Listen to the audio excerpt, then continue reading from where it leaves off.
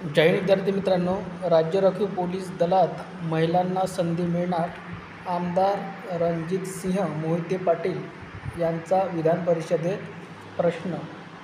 Police भरतीमध्ये मुलांच्या बरोबरीने मुली देखील चांगल्या पद्धतीने काम करीत असताना, तसेच भारतीय सैन्य दलात महिला यशस्वी होत असतानाही राज्य राखीव पोलीस दलातील भरती प्रक्रियेत मुलींना संधी दिली जात नसल्याचे आमदार रणजितसिंह मोहिते पाटील यांनी विधान परिषदेत प्रश्न उपस्थित केला.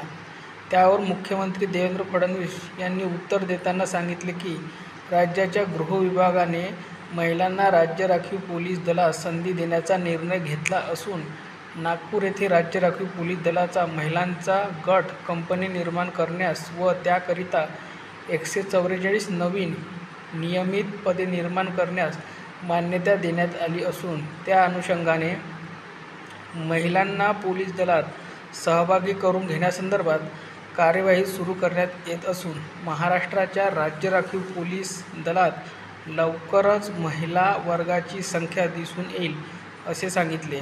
मोहिते पाटील यांनी पोलीस भरती प्रक्रियेसाठी उमेदवारांना एकापेक्षा जास्त जिल्ह्यासाठी उमेदवारी अर्ज भरण्यास संधी देण्याची मागणी केली. यावर उत्तर देताना मुख्यमंत्र्यांनी भरती प्रक्रियेसाठी मैदानी चाचणीला वेळ लागत असून उमेदवाराला एकच घटकात अर्ज करण्याचा पर्याय दिल्याने भरती प्रक्रिया सुनियोजित व विहित वेळेत पूर्ण करणे शक्य होत असल्याचे सांगितले.